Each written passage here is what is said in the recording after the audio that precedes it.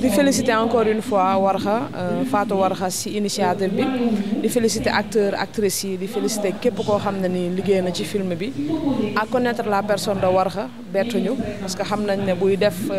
film ci sensibilisation les points essentiels dina ko énumérer te dinañu jox lu ñu soxla dëggantaan ci sensibilisation bi di wax ne rafet na y a eu beaucoup d'émotions mais y a eu beaucoup de messages et j'espère que ñi fi nekk tey ñëpp bu ñu fi jugee dinañ jàngee ne nëppal nës-nësal mën naa yàq lu bëri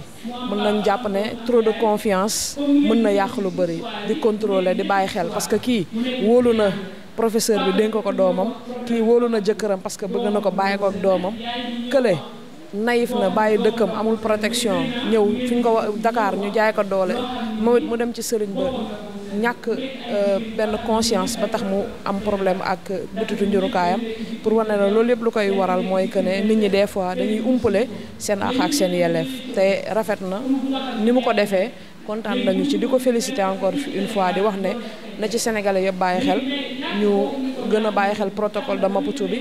parce que tey beaucoup de jeunes ont été victimes d'inceste tamit c'est pas évident nit ñu siif ko mu war a jàkkaarloo ak doomam di delluwaat ci fee di xam ne man kat kii ni ma ko amee dañ ma forcer ama ko ak man wala sama papa moo ko jur wala sama nijaay ko jur pour man loolu war nañ ci bàyyi xel di ci woo état bi encore une fois parce que moom mooy le garant de notre sécurité moom moo ñu war a tegal ay mesures yoo xam ne nii du ñu loru ñu bàyyiwaat xel ci protocole de Maputo bi ñoom ñëpp dañ ko ratisser te ku ratisser protocole bi war nga ko mën a exécuter ñu ngi leen koy ñaan di leen wax nañ ci bàyyiwaat xel te xam ne ñun li ñuy xeex yëpp du pour ñun kese pour ñun la waaye pour suñuy sœur lañ mais pour génération future bi war a ñëw la te ñu ngi constater y a beaucoup plus de viol y a beaucoup plus de